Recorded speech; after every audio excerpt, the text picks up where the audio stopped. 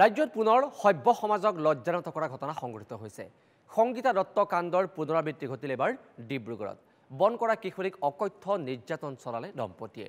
ডিব্ৰুগড়ৰ জ্যেষ্ঠ চিকিৎসক দেৱজিৎ দত্ত আৰু ববি কলিতাৰ বিৰুদ্ধে এই অভিযোগ উত্থাপন হৈছে। ববি কলিতাক ইতিমধ্যে আটক কৰিছে ডিব্ৰুগড় আৰক্ষীয়ে।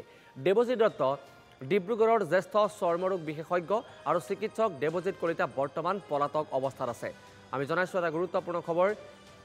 ডিব্ৰুগড়ত বন কৰা কিশোৰীক নিৰ্যাতনৰ ঘটনা কেন্দ্ৰ কৰি ব্যাপক চাঞ্চল্যৰ সৃষ্টি হোৱা দেখিবলৈ পোৱা গৈছে। পুনৰ সভ্য সমাজক লজ্জানত কৰা এটা ঘটনা সংঘটিত হৈছে ডিব্ৰুগড়ত।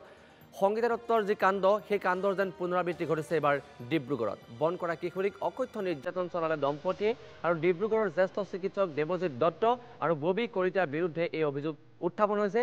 ববি কলিতাক আৰক্ষীয়ে আটক কৰিছে আৰু স্বামী দেৱজিৎ দত্ত সম্প্ৰতি পলাতক।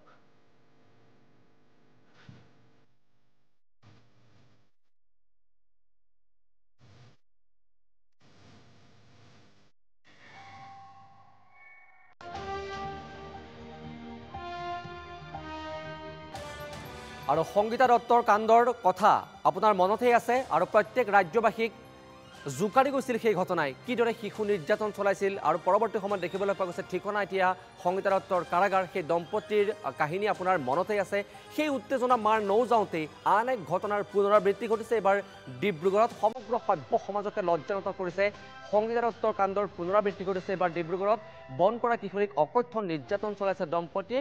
ডিব্ৰুগড়ৰ জ্যেষ্ঠ চিকিৎসক দেৱজিৎ দত্ত আৰু ববি কলিতাৰ বিৰুদ্ধে এই অভিযোগ উত্থাপন হৈছে।